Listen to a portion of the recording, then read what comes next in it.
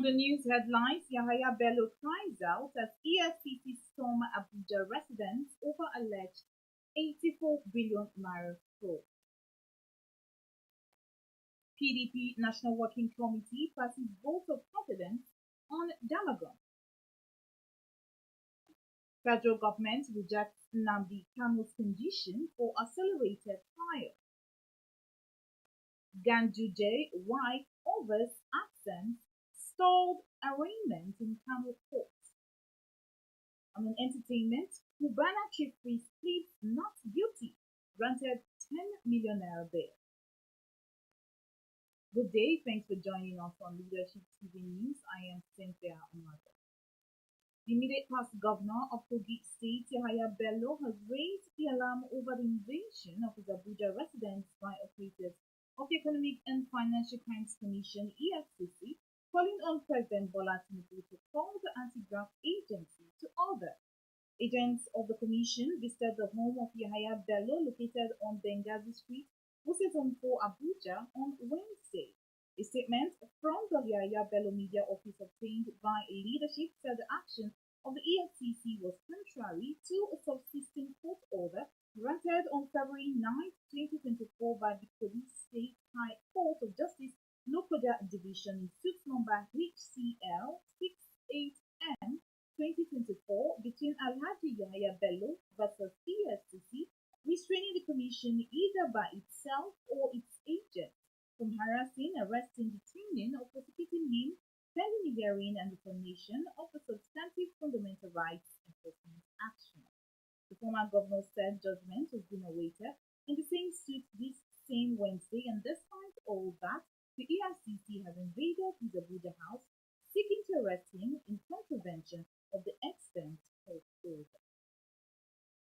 Ahead of Thursday's National Executive Committee next meeting of the opposition, People's Democratic Party (PDP), the National Working Committee of the party has passed a vote of confidence on its acting national chairman, Ambassador Umar Iliya Damagun.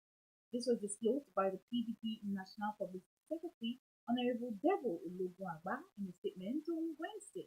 He said the decision of the National Working Committee, which came at the end of its 584th meeting at the party's National Secretariat in Abuja on Tuesday, April 16, 2024, was in commendation of the efforts and commitment of the Damagun in stabilizing and repositioning the PDP as the main opposition party in Nigeria.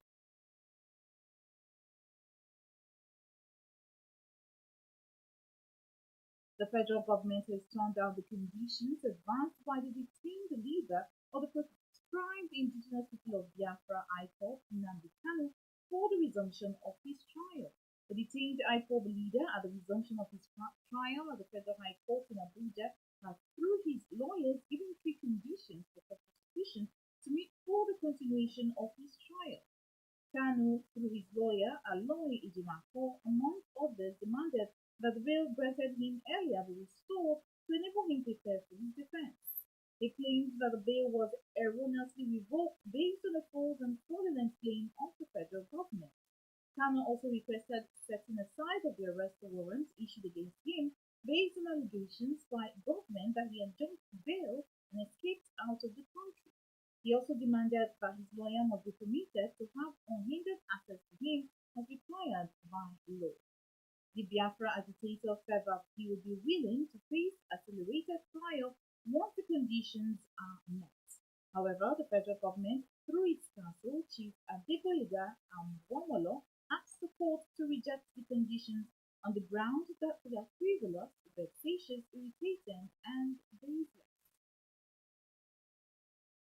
And now the absence of the former Kano State Governor, Dr. Abdullahi Ganduje, alongside his wife, son, and 5 others, stalled the arraignment before the Kano State High Court on Wednesday to stand a trial on corruption charges filed against them by the state government.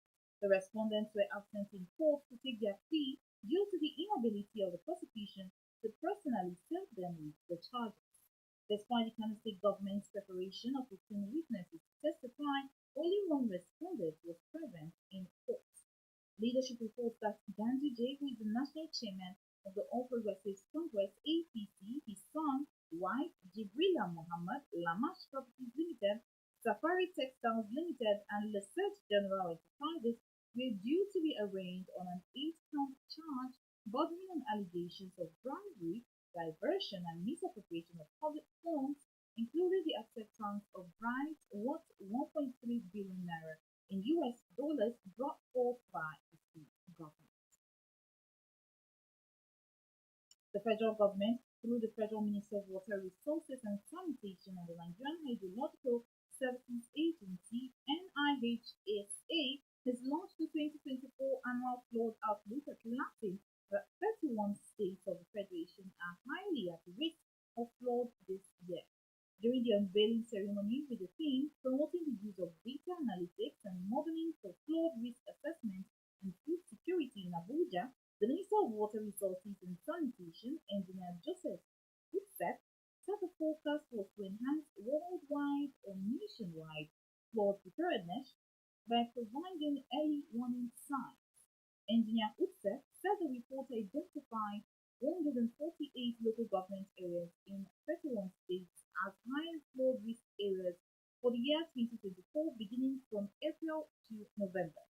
The areas include parts of Adamawa, Akwa Ibom, Anambra, Bauchi, Bayelsa, Benue, Borno, Cross River, Delta, Ebonyi, Edo, Imo, Jigawa, Kaduna, Kano, among others, that are susceptible to significant high flood impacts on population, agriculture, livelihoods, infrastructure, and the environment. He further revealed that flash and urban flooding were expected to affect urban city centers nationwide, including Abakaliki, Abeokuta, Abuja, and Lagos, Asaba, Benin City, Benin Kebbi, and others. And finally, some entertainment news. Celebrity businessman Pascal Ikechukwu, also known as Cubana Chief Priest, has pleaded not guilty for alleged naira abuse. He pleaded not guilty to the three-count charge filed against him by the Economic and Financial Crimes Commission (EFCC). The socialite was arraigned at the Federal High Court, Lagos, before Justice Kehinde Ogundare on Wednesday. The Anti-Graft Commission filed a three-count charge against Cubana Chief Priest, accused of abusing the naira at a social event, an act said to be contrary to the provisions of the Central Bank Act of 2007. After he pleaded not guilty, the court granted him bail in the sum of 10 million naira, with two responsible sureties a like sum who must be gainfully employed with the federal or state government and not less than grade level 16. The sureties are to have landed property and the document must be verified by the court. He is also to submit his travel passport to the custody of the court.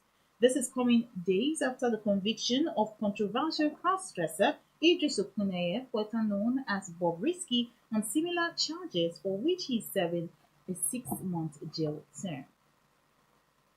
Well, that's it on the news on Leadership TV. For more of our news stories, you can log on to our website www.leadership.ng. Many thanks for watching. Thank you for watching. For sponsorship and advert placements, please contact 080-3688-6158. Last Word Leadership Podcast Studio. You have the last word.